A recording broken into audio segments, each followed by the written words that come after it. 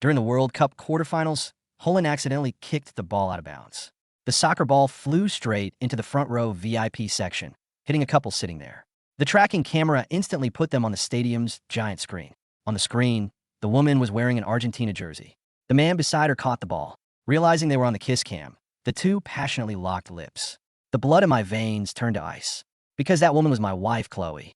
She had no idea that I was sitting on the exact opposite side of the stadium. She had no idea that the global live broadcast had just delivered the high-definition image of her kissing another man right to my eyes. Today was our 5th wedding anniversary. She told me she had to work late. I actually believed her. I came to the game alone, holding the World Cup ticket I had originally bought for her. Only at this moment did I realize she wasn't too busy. She just saved the chance of watching the game for the person she actually wanted to be with. Fine, I'm out of this marriage. Chloe was a diehard soccer fan. Her ultimate dream was to watch the World Cup live. To get the tickets, I stayed up for 3 straight nights refreshing the ticketing website. The moment I got them, I was too excited to sleep. Because that day was not just the match, but also our 5th wedding anniversary. I had even planned to give her the anniversary gift right outside the stadium after the final whistle. Before leaving, I purposely asked her, "Can you clear your schedule for the next few days?" Chloe didn't even look up from her laptop. She frowned at her screen and said, "The project is in its final stage. I have to work overtime all week. I won't even have time to check my phone. Can you stop annoying me?" I quietly put the tickets back into my pocket. In the end, I flew to the game alone. After finding my seat, I took a picture of the empty seat next to me and sent it to her. That seat was supposed to be hers. 10 minutes later, she replied with just one cold line. "Busy. Stop texting me." I stared at the cold words on the screen and let out a bitter laugh. During the intense game, Holan made a powerful shot. The ball went off target, flying straight toward the front row VIP seats. The crowd gasped. A man caught the ball in his arms. The broadcast director instantly switched the live feed to the giant screen in the center of the stadium. Tens of thousands of fans cheered, and the camera locked onto the lucky couple. The woman was wearing a brand new Argentina jersey, with blue and white flag paint on her cheeks. Realizing they were on the big screen, the two kissed passionately. The stadium erupted into deafening cheers. I was sitting in the back row, less than 20 yards away from them. My breathing stopped. That man was Chloe's first love, Julian. He was a soccer fan too. To make sure her first love didn't have any regrets, she lied to me on our 5th anniversary. I didn't run down like a madman to confront them. Instead, I took out my phone, started screen recording, and saved the live broadcast. Then, I opened the reservation app and canceled the expensive anniversary dinner I had booked. After doing all this, I turned around and walked out of the noisy stadium. It was already 1 a.m. when I got home. The door clicked, and Chloe walked in, humming a song. She was holding a gift box. Inside was a rare, limited edition jersey Julian had given her. Seeing me sitting on the couch, the smile on her face vanished. "Didn't I tell you I was exhausted from working overtime? Why are you sitting here in the dark? You scare me." She changed her shoes and threw the gift box onto the table, clearly showing it off. "Why can't you be romantic like other guys? I've been working my ass off at the office, and you don't even ask how I am. You just sit here with a resting bitch face." She poured a glass of water, her voice full of impatience. I looked at her self-righteous face and pulled a folder from under the table. "So, your idea of working overtime is sitting in a front row VIP seat with your ex?"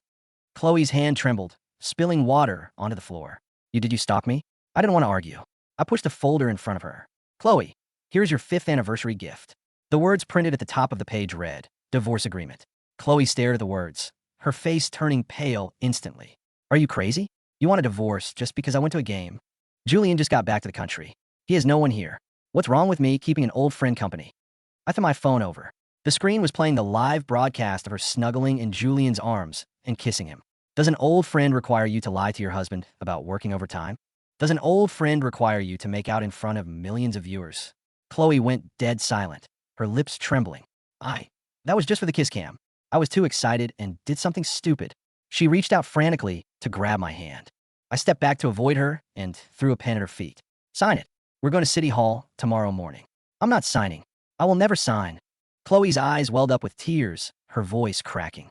5 years of marriage. You're really throwing it away over this." "I didn't throw it away. You did." I stood up, grabbed my pre-packed suitcase, and walked straight out the door. Behind me, I heard the sound of the gift box being slammed onto the floor, followed by Chloe's hysterical crying. But none of it had anything to do with me anymore. Just as my hand touched the doorknob, Chloe grabbed my suitcase from behind. "It's just a game. Why are you making such a big deal out of this? Julian and I have history. Can't you be a man and be a little more open-minded?" She snatched my backpack from the entryway table and pulled out the ticket stub inside. Seeing the seat number, she let out a mocking laugh. This is the surprise you talked about. You couldn't even afford a VIP seat. You wanted me to sit in these cheap, crowded seats. Julian got front row seats easily. You couldn't even give me a decent experience, and now you're blaming me? She ripped the ticket into pieces. Your cheap romance only embarrasses me. I shook her hand off and walked out without looking back. The next afternoon, Chloe sent me a text. She said her parents were at our house and demanded I come back to explain myself. When I pushed the door open, Chloe's family of 3 was sitting in the living room. My mother-in-law, Helen, had a stern face and started scolding me immediately. Couples fight, but you're being way too possessive. Chloe just went to a game with a friend. You making a scene about divorce will only make us a laughingstock. My father-in-law, Richard, slammed his teacup onto the table. Go apologize to Julian, and we'll forget this ever happened. I laughed out of sheer anger and pointed at myself. My wife kissed her ex in front of millions of people, and you want me to apologize? Richard stood up abruptly, pointing his finger at my face. Julian has a weak heart. His emotions can't handle stress. If anything happens to him because of your drama, can you even take responsibility? Chloe walked over and held Richard's arm. Dad, don't get angry. Let me talk to him. She turned to me, her tone incredibly casual. Julian just got back to the country and hasn't found a place to stay yet. Since you want a separation anyway, clear out of the master bedroom and let him move in for a few days. I don't feel comfortable leaving him alone in a hotel. I stared at this absurd family, pulled out my phone, and turned the volume to the max. Chloe's voice echoed in the living room. He's actually my first love. I lied to my husband about working overtime. Richard and Helen's faces turned incredibly ugly. Chloe screamed and lunged forward to grab my phone. Go ahead and delete it. It's backed up on iCloud, I said coldly. Chloe's hand froze in midair, and she slammed the phone onto the couch in frustration. If you were there, why didn't you warn me? You did this on purpose to humiliate me. At that moment, I saw this woman for who she truly was. She didn't think she did anything wrong. She only hated me for not helping her cover up her affair. I bent down, picked up the divorce papers from the table, and put them back in the folder. Tomorrow morning at 9. I'll see you at City Hall. Don't be late. We're getting a divorce. The next morning at 9. My phone buzzed. Chloe sent a photo of Julian lying in a hospital bed with an .4 in his hand. Julian had a relapse because of the video you played last night. I have to stay at the hospital. Postpone the divorce. Don't be so heartless. I grabbed her ID card she had left at home and went straight to the hospital. As I approached the room, I heard Julian's playful laugh through the gap in the door. Chloe, you just made up an illness, and Logan actually believed it. Chloe's voice sounded playful. She'll keep it down. I need to keep that idiot calm first. If we really divorce, I can't let him keep the downtown apartment and our savings. I stood outside, listened to the whole thing, and walked away. I went straight back to our apartment. At 3 p.m., the front door was kicked open. Chloe rushed into the study, pulling open every drawer and throwing files all over the floor. She gripped the house deed, her face dark with anger. Why is this deed only in your name? Why didn't you add me after we got married? She slammed the deed onto the desk, demanding an explanation. We are married. What's yours is mine. You need to add my name to the deed right now. Also, Julian quit his job to be with me. You have to hire him at your company. I sat in my chair, looking at her coldly. Do you think that's even possible? Chloe pulled out her phone and threatened me with her Snapchat family group. If you don't agree, I'll post in the group chat that you emotionally abused me and drove me to depression. I'll make sure your parents can never show their faces around our relatives again. I picked up my iPad and opened the living room security camera app. Go ahead. For every text you send, I will post a high-definition clip of this security footage to your company's Slack group. The arrogance on Chloe's face instantly froze. She quickly changed her expression to a victim's face, her eyes turning red as she reached for my arm. Logan, I was just stressed. Julian is just an outsider. You are my husband, the only one I love. I opened my phone and played the World Cup clip right in front of her face. He's actually my first love. I lied to my husband. Chloe's face turned paper white. She opened her mouth, but couldn't squeeze out a single word of defense. I grabbed her wrist, dragged her to the front door, and pushed her out. Then, right in front of her, I deleted her fingerprint access. I slammed the heavy door shut. From outside, I could hear Chloe frantically banging on the door, crying and begging. I walked back to the living room and threw her trash into the bin. I would never believe a single word out of that woman's mouth again. I submitted a transfer request to my company's out-of-town branch. I packed up all the cheap gifts Chloe had given me over the years and mailed them back to her. The next second, Chloe's Instagram was updated. The picture was a close-up of Julian's hand with an .4. 5 years of love ruined by baseless jealousy. I'm losing my mind. Does a married woman have no right to have friends? Underneath, comments from her relatives and friends started piling up. They were all calling me heartless, petty, and toxic. I opened our family group chat on Snapchat. Without saying a word, I sent 3 video files. They were all proof of Chloe and Julian's affair. The relatives who were just bashing me in the comments went dead silent. In less than 30 seconds, Helen sent me a direct message. How can you be so immature? Delete those videos right now. Don't wash your dirty laundry in public. Do you want Chloe to never show her face in front of her relatives again? Go apologize to Chloe, and we will let this go. I typed back. Chloe did those things herself. I didn't make her do them. After sending it, I blocked her and left the group chat. The night before I left the city, I went to a hotel to pick up some luggage I'd stored there. The elevator doors opened on the 3rd floor banquet hall. The first thing I saw was Chloe holding Julian's arm, walking in happily. She was wearing a custom-made designer gown. It was the anniversary gift I had spent 3 months of my salary on. The guests raised their glasses to congratulate them. Chloe laughed happily.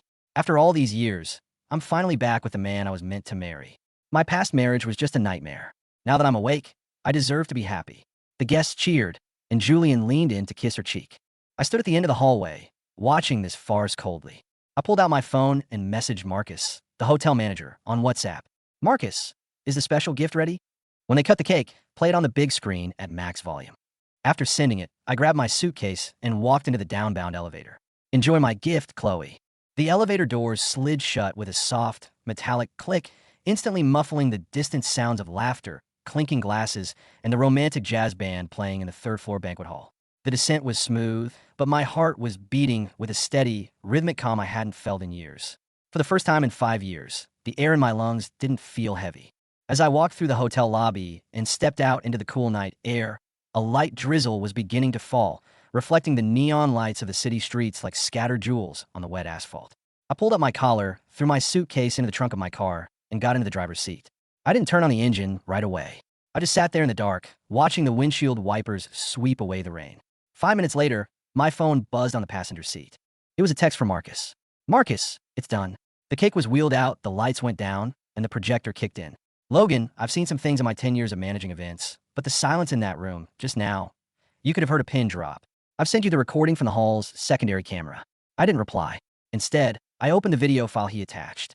The footage was shot from a high angle near the sound booth, overlooking the entire banquet hall. The room was decorated in lavish white and gold, decorations that had undoubtedly been charged to the credit card Chloe still hadn't returned to me.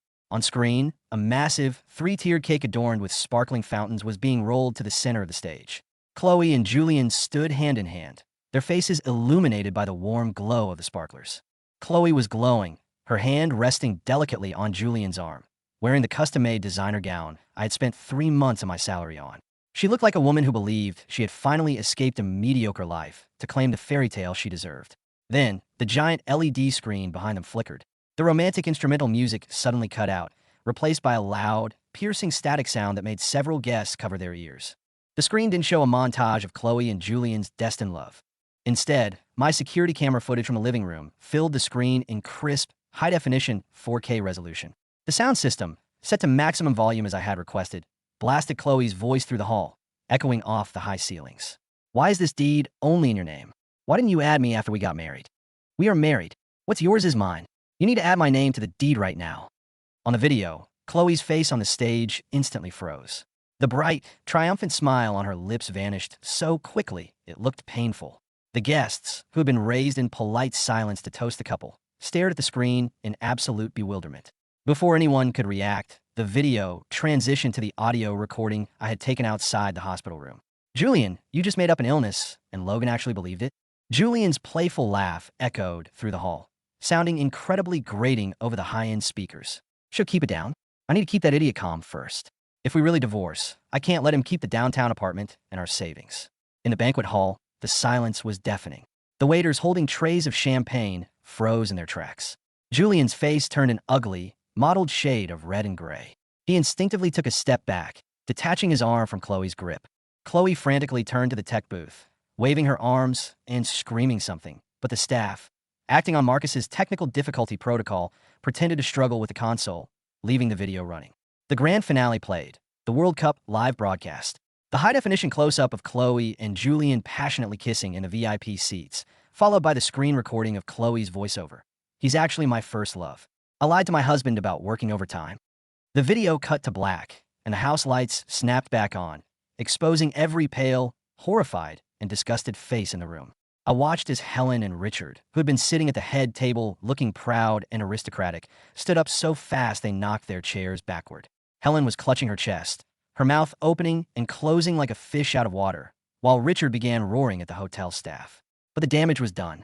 The guests, many of whom were mutual friends, colleagues from Chloe's company, and relatives who had spent the last week dragging my name through the mud on social media, were all staring at Chloe and Julian with expressions ranging from utter shock to deep embarrassment. Some were already whispering behind their hands, while others quietly began grabbing their coats to leave. Chloe stood in the center of the stage, her custom gown suddenly looking absurdly out of place. She looked small, exposed, and entirely stripped of her dignity. I locked my phone, tossed it onto the passenger seat, and finally turned the key in ignition. The engine roared to life, a low, comforting hum in the quiet night. I put the car in drive and pulled out of the hotel parking lot, leaving the chaos behind me. I didn't feel a surge of wild triumph, nor did I feel the urge to laugh. I just felt a profound, clean sense of closure. The storm was over. It was time to rebuild. The drive to my new city took nearly 6 hours. I had requested a transfer to our branch in Seattle, a place where the rain was frequent, the air was crisp, and nobody knew my name or the details of my failed marriage. By the time I arrived at the small, furnished apartment I had rented near the water, the sun was beginning to peek through the gray clouds, casting a pale golden light over the Puget Sound. I carried my 2 suitcases up to the 3rd floor, unlocked the door, and stepped into my new life. The apartment was sparse, just a bed, a couch, a small dining table, and a balcony overlooking the water. It was quiet. No lingering scent of Chloe's expensive perfume. No tense silences.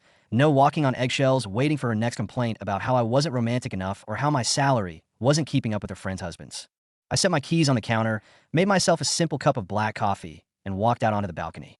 The cool, salty breeze hit my face, and for the first time in 5 years, I smiled a genuine, unburdened smile. I took out my phone, pulled out the SIM card I had used for the last decade, and threw it into a small plastic bag in my desk drawer. I slid a brand new SIM card into the tray. Only my parents, my lawyer, and my new office director had this number. For the next 2 weeks, I immersed myself in my work. The Seattle branch was fast-paced, and my role as a senior project director required my full attention. I spent my days in meetings, organizing timelines, and getting to know my new team. In the evenings, I went for long runs along the harbor, cooked simple meals for one, and read books I hadn't had the time to open in years. I was finally breathing. But a clean break is rarely that simple when you're dealing with people who believe they are entitled to your life. On a rainy Tuesday afternoon, 3 weeks after I left, I received an email from my divorce attorney, Arthur Vance. Arthur was a seasoned, sharp-witted lawyer I had hired through a recommendation. He didn't believe in emotional theatrics. He believed in cold, hard numbers, and ironclad evidence. The subject line read, "Response from Defendant's Counsel." I opened the attached PDF. Chloe had hired a lawyer, an aggressive, high-profile divorce attorney known for dragging cases out to secure maximum alimony. The response was a masterclass in projection and delusion. She was contesting the divorce on the grounds of emotional cruelty and financial abandonment. She claimed that my public exposure of her private life at the hotel had caused her severe psychological trauma, leading to her being placed on medical leave from her job. Furthermore, she was demanding 50% of the market value of the downtown apartment, which was entirely in my name and purchased before marriage. Spousal support, alimony, of $5,000 a month for the next 3 years, claiming she had sacrificed her career progression to support my professional endeavors. Half of my retirement savings. I stared at the screen, a dry laugh escaping my throat. The sheer, unadulterated greed was almost impressive. My phone rang. It was Arthur. "Logan, I assume you've read the document?" Arthur's voice was calm, bearing the casual confidence of a man who had seen this exact play 1,000 times. "I did," I replied, leaning back in my office chair. "She's asking for the apartment, the one my parents helped me buy 2 years before I even met her. They're shooting for the stars, hoping we'll settle in the middle," Arthur said. "But they don't know what we have. I've already filed a motion to dismiss her claim on the apartment. Under state law, premarital property is strictly non-marital unless there has been a significant contribution of marital funds to its maintenance or a formal agreement to change the title. We have the bank records showing you paid the mortgage solely from your personal account, which was never commingled. And the spousal support? A joke," Arthur scoffed lightly. "She earns nearly as much as you do, and we have documented proof of her funneling marital assets, specifically the $20,000 from your joint savings account, into hotel bookings, designer clothes, and medical bills for Julian. Not to mention The video evidence we have of her faking Julian's medical emergency to stall the divorce while plotting to seize her assets. The court does not look kindly on conspiracy to commit financial fraud during a marriage. What's the next step? I asked. We go to the preliminary hearing in 3 weeks. They'll try to bluff. They might even try to contact you directly. Do not answer. Do not reply to any emails, texts, or social media messages. Let them dig their own grave, Logan. Understood, I said. Thanks, Arthur. Arthur's warning was prescient. 2 days later, my work email chimed. It was an unrecognized address, but the first line made it clear who it was. From Chloe.Lucas94@outlook.com. Subject, please, Logan.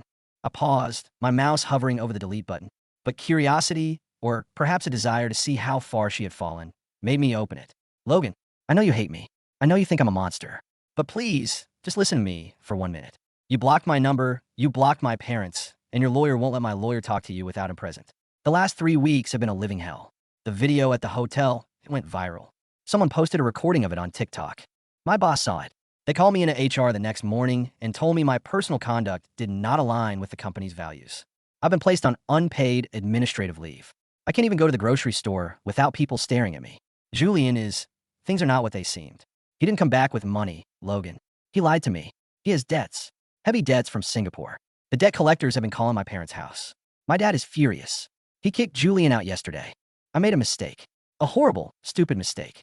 I got caught up in the nostalgia of my first love, but he is nothing compared to you. You were always stable, always kind. You actually cared about me. Please, can we just sit down and talk? We don't have to divorce. We can go to counseling. I will sign whatever you want. I'll give back the clothes. Just please don't throw away 5 years of marriage over a moment of weakness. I love you, Logan. I always have. Please call me. I read the email twice. There was no remorse in it. Not really. There was only the panic of a woman who had jumped ship for what she thought was a luxury yacht, only to find out she had leaped onto a rotting plank, and now she wanted back on the steady, boring vessel she had despised. She didn't miss me. She missed the security I provided. She missed the downtown apartment, the stable income, and the respectable social standing of being married to a decent man. I didn't reply. I forwarded the email to Arthur with a short note. For your records. Then, I marked the address as spam and went back to my project spreadsheets. The weeks flew by, and the day of the preliminary hearing arrived. I flew back to my old city on a cold Thursday morning. The courthouse was a grand, gray stone building that felt entirely sterile. I met Arthur in the lobby. He looked sharp in a dark navy suit, carrying a thick leather briefcase that contained the destruction of Chloe's legal ambitions. Are you ready? Arthur asked, giving me a brief nod. More than ready, I said. We walked into the conference room, reserved for mediation before the formal court session. Chloe was already sitting there, flanked by her lawyer, a slick-looking man named Richard Sterling, and her parents, Helen and Richard. When I walked in, Chloe's eyes locked onto mine. She looked vastly different from the glowing woman in the designer gown 3 weeks ago. She was wearing a simple, dark gray pantsuit that looked slightly too big for her. Her hair was tied back in a hurried ponytail, and there were deep, dark circles under her eyes that even heavy makeup couldn't fully conceal. Her mother, Helen, glared at me with a venomous intensity that could have cut glass, while her father sat with his arms crossed, looking sullenly at the table. I didn't look at them. I sat down next to Arthur, keeping my expression entirely neutral. All right, Sterling, Chloe's lawyer, began, clearing his throat and leaning forward. Let's see if we can settle this before we waste the judge's time. My client is willing to drop the request for the downtown apartment, provided Mr. Logan agrees to a one-time lump sum alimony payment of $80,000 and a fair split of the joint savings. Arthur didn't even blink. He opened his briefcase and pulled out a stack of documents, sliding them across the table. We are not settling on those terms, Arthur said, his voice flat and authoritative. In fact, we are not settling on any terms that involve my client paying a single cent to Mrs. Logan. Mr. Vance, let's be reasonable, Sterling started. I am being entirely reasonable, Mr. Sterling, Arthur interrupted. If you look at document Exhibit A, you will find a forensic accounting of the joint savings account. Over the past 6 months, Mrs. Logan has withdrawn a total of $24,000 from an account that was primarily funded by my client's salary. We have the receipts showing these funds were used to pay for VIP World Cup tickets, a luxury hotel suite registered under the name of Julian Vance. No relation to me, thank God, and several high-end retail purchases. Helen stood up, her face flushed. That was marital money. She had every right to use it. Sit down, Helen, Arthur said, not even looking up from his files. His tone was so sharp that she actually sank back in her chair, her mouth agape. Furthermore, Arthur continued, sliding another document forward, Exhibit B contains the certified transcript of a recording taken on October 14th at St. Jude's Hospital. In this recording, Mrs. Logan and Mr. Julian discuss, and I quote, making up an illness to stall the divorce proceedings specifically to prevent my client from retaining his premarital property and savings. This is a clear, documented intent to commit financial fraud and bad faith litigation. Sterling's eyes flicked over the transcript, his brow furrowing. He looked at Chloe, whose face had gone completely pale. Is this accurate? Sterling whispered to her. Chloe didn't answer. She just stared at the table, her hands trembling. And finally, Arthur said, leaning back and crossing his legs, we have the security footage from my client's residence where Mrs. Logan explicitly threatens to blackmail my client with false allegations of emotional abuse to ruin his family's reputation if he does not add her name to the property deed and hire her companion at his firm. Under state law, this constitutes coercion and extortion. Arthur leaned forward, his eyes locking onto Sterling's.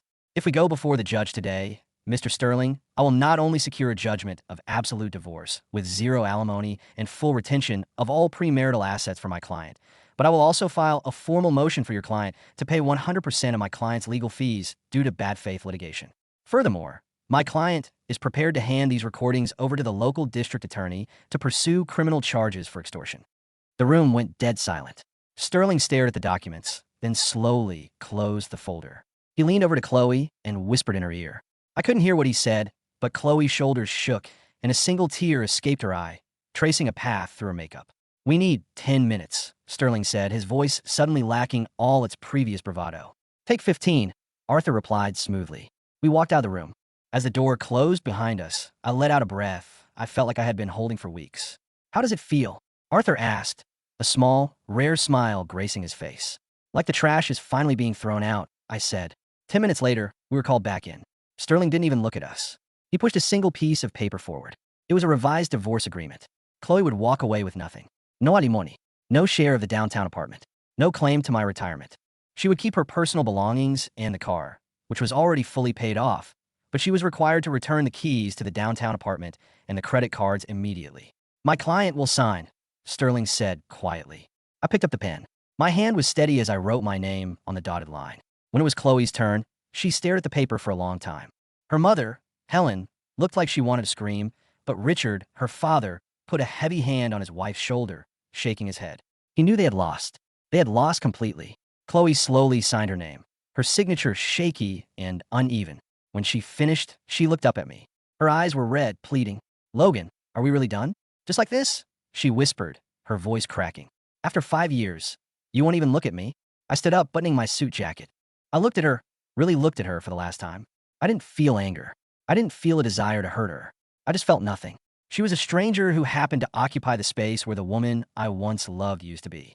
We were done the moment you kissed him on that screen, Chloe, I said quietly. I hope the VIP seats were worth it. I turned around and walked out of the room, Arthur following close behind. A year later, the Seattle rain was falling softly against the glass of my new downtown office. I had been promoted to Regional Director of Operations, a role that kept me busy but fulfilled. I had bought a beautiful 2-bedroom condo overlooking the Puget Sound, decorated exactly how I wanted it. My life was quiet, peaceful, and entirely my own. I was sitting at my desk, sipping a cup of coffee, when my personal phone buzzed. It was a message from Kevin, the college classmate who had kept me updated during the hotel disaster. We didn't talk often, but we kept in touch. Kevin, hey Logan, hope you're doing well in Seattle. Just thought you might find this interesting. I ran into Chloe's cousin at a dinner party last night. I hesitated, then typed back. Logan, oh yeah? What's the word? Kevin, it's a mess over there. Chloe and Julian broke up about 6 months ago. Turns out Julian was hiding some serious gambling debts. He tried to use Chloe's name to get a high-interest loan, and when her parents found out, they kicked him out of the country. Last I heard, he went back to Singapore to face his creditors. Kevin, as for Chloe, she lost her job permanently after the company suspension. She's working as a junior receptionist at a local real estate firm now, earning about 1/3 of what she used to. She had to move back in with her parents because she couldn't afford the rent on her own. Her cousin said she still has that framed Argentina jersey Julian gave her, but it's sitting in a trash bag in her parents' garage. I stared at the messages for a moment. I thought about the night of our 5th anniversary. I thought about the 3 nights I stayed up refreshing the ticketing website, the excitement I felt when I finally got the tickets, and the cheap romance she had thrown in my face. I thought about the person I was back then, a man who would have done anything to make her happy, a man who believed in a love that was entirely one-sided. I didn't feel happy about her misfortune. But I didn't feel sorry for her either. She had made her choices, and the universe had simply delivered the bill. I locked my phone and set it face down on my desk. I stood up, walked to the floor-to-ceiling window, and looked out at the city of Seattle. The rain was starting to clear, and a break in the clouds revealed the majestic, snow-capped peaks of the Olympic Mountains in the distance. I took a deep, clear breath of the cool air. My past was a closed book, and the pages ahead of me were entirely blank. And for the first time in my life, I couldn't wait to see what was written on the next page.